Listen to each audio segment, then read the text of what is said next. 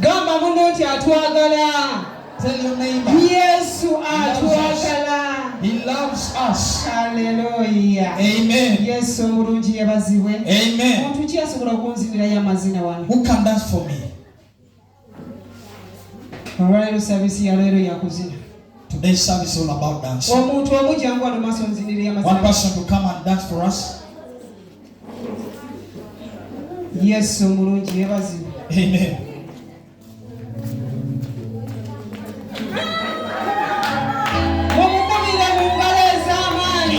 Jesus' name.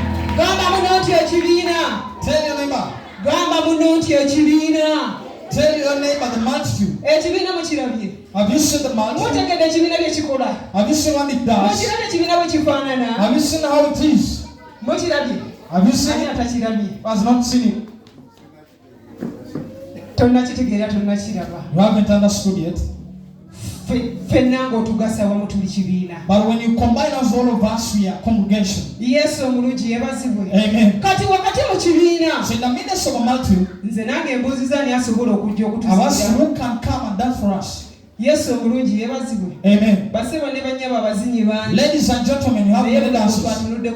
But everyone was watching. Nga buli muntu agamba gundi yagenda oyimuka gundi. We're looking unto the neighbor who shall walk. Naye Mama Angel. But Mama Angel, ye tatunulidde kibiina. She's not observing. Avuddeyo n'azina amaki. Just come up and basebo ne bannyabo Katonda atusuubira okumuweereza. Nga tetutunuulidde kibiina. Kumuweereza nga without looking at anyone else.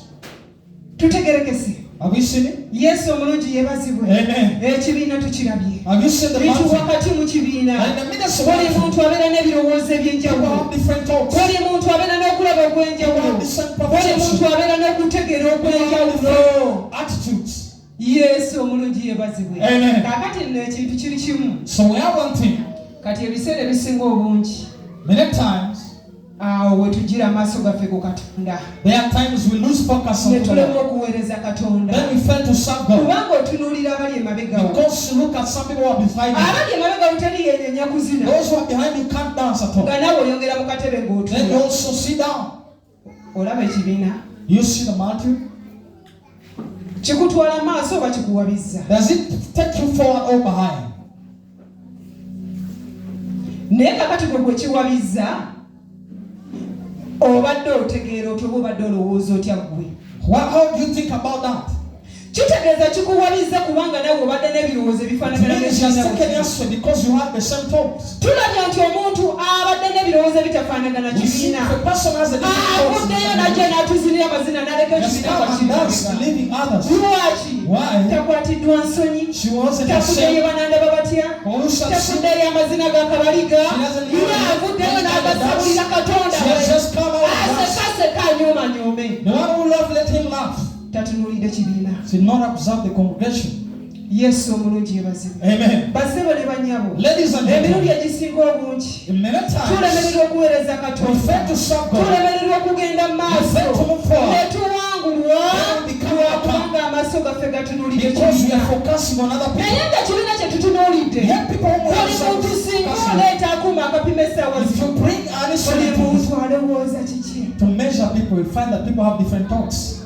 Buli muntu essaawa zino alowooza kiki. Everyone has his own thought. Hallelujah. Amen. Gamba muno nti ekibiina. Tell your neighbor, congregation.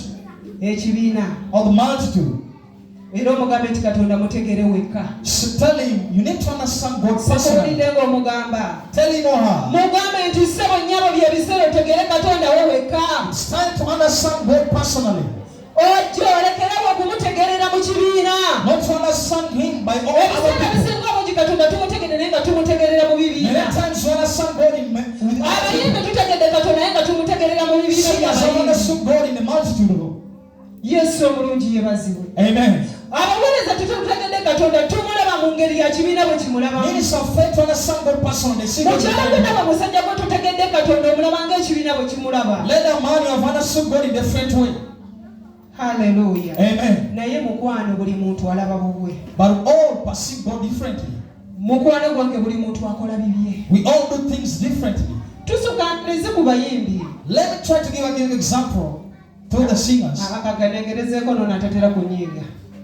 kangereze ku muganda wange Fred oba mwanyinaze oba muganda. Let me give an example through my brother. Ebyo Luganda sibitegeera bulungi.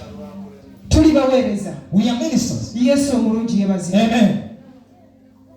Naye nze nganze. But as I Katonda ansuubira okumuweereza. God always spoke.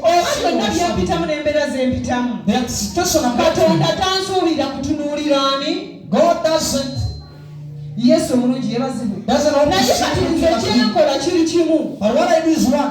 Nze ntunuulira Fred. I focus on Fred. Bw'aba taze mu Bible study nga nange basijja kugenda. If he has not attended the service, I say I want to. Bw'aba takoze kintu nga nange ngamba sijja